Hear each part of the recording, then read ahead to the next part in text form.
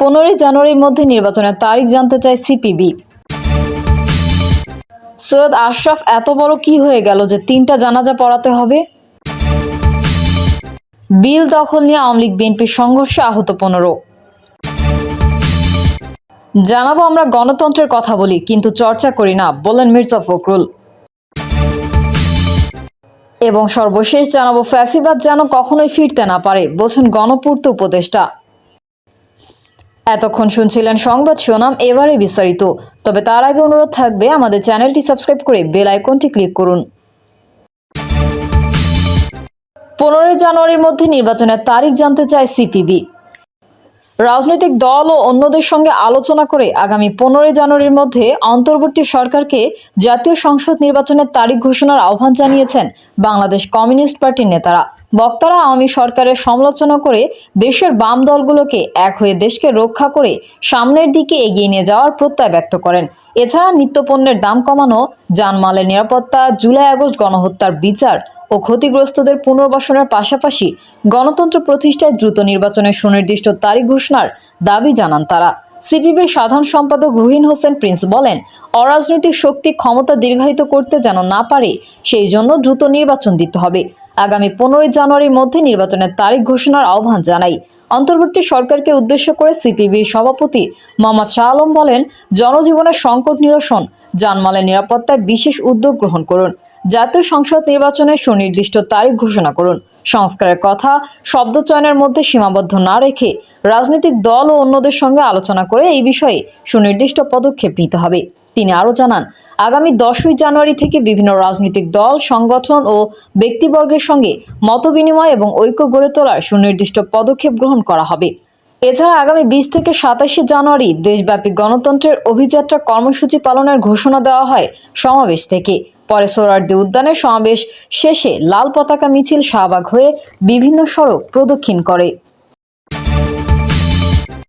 সৈয়দ আশরাফ এত বড় কি হয়ে গেল যে 3টা জানাজা পড়াতে হবে? আওয়ামী লীগের প্রয়াত সাধারণ সম্পাদক সৈয়দ আশরাফুল ইসলামের 3টি জানাজা অনুষ্ঠিত হয় তৎকালীন প্রধানমন্ত্রী শেখ হাসিনা বিরক্ত হয়েছিলেন বলে মন্তব্য করেছেন সাবেক স্বরাষ্ট্র প্রতিমন্ত্রী সোহেল তাজ। সোহেল তাজ ফেসবুক পোস্টে বলেন, সৈয়দ আশরাফের 3টি জানাজা হবে শুনে তৎকালীন আওয়ামী লীগ সভাপতি এবং সাবেক প্রধানমন্ত্রী শেখ হাসিনা বিরক্তি প্রকাশ করেছিলেন। তিনি সাধারণ সম্পাদক ওবায়দুল কাদেরকে ধমক দিয়ে বলেছিলেন, ও এত বড় কি হয়ে গেল যে 3টা জানাজা পড়াতে হবে? প্রতি উত্তরে কাচুমাচু করে ওবায়দুল কাদের আমতা আমতা করে জবাবে বলেছিলেন, নেতাকর্মীরা ওনাকে অনেক পছন্দ করে আর তাদের এই দাবি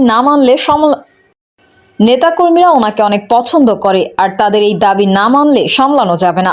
সোহেল তাজ আরও বলেন, আপনারা যারা আশরাফ ভাইকে শাপলা চত্বর নিয়ে দোষারোপ করেছেন তা সঠিক নয়। তিনি হয়তো কিছু কথা বলে থাকতে পারে, কিন্তু সব সিদ্ধান্ত আসতো একেবারে ওপর থেকে। পোস্টের শেষে সোহেল তাজ লিখেছেন, নীতি আদর্শ বিচ্যুত খারাপ মানুষের প্রশংসা আমার প্রয়োজন নাই, আমি আপনাদেরকে চিনি। তিনি আরও লিখেন, আওয়ামী লীগের ব্রেইন ওয়াশড, নষ্ট পচা নীতি বা আদর্শ বিচ্যুত লুটেরা, খুনি, হত্যা, গুম, নির্যাতনকারীদের সমর্থক সকলকে বলবো অনতি বিলম্বে আমার এই ফেসবুক পেজটি আনফলো করতে। আর অনুরোধ থাকবে নিজের বিবেককে জাগিয়ে আত্মোপলব্ধি, আত্মসমালোচনা করে অনুশোচনা করার। বিল দখল নিয়ে আওয়ামী লীগ বিএনপির সংঘর্ষে আহত 15।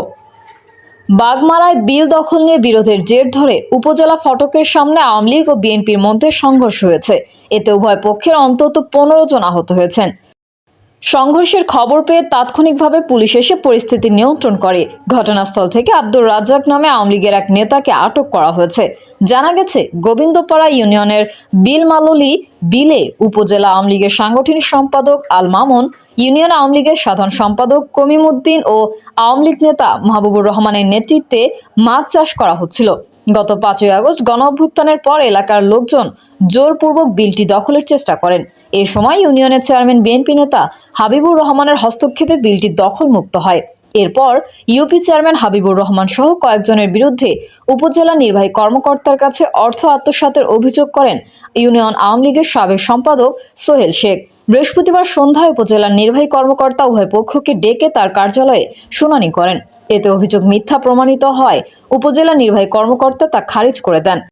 এই নিয়ে উপজেলা ফটকের সামনে ইউনিয়ন আওয়ামী লীগের সাবেক সাধারণ সম্পাদক সোহেল শেখ ও আওয়ামী লীগ নেতা শহীদুল ইসলাম শহীদের নেতৃত্বে বিএনপির লোকজনের উপর হামলা চালানোর সংঘর্ষ শুরু হয়। বাগমারা থানার ওসি তহিদুল ইসলাম বলেন, তাৎক্ষণিকভাবে পুলিশ উপস্থিত হয়ে পরিস্থিতি নিয়ন্ত্রণ করেছে।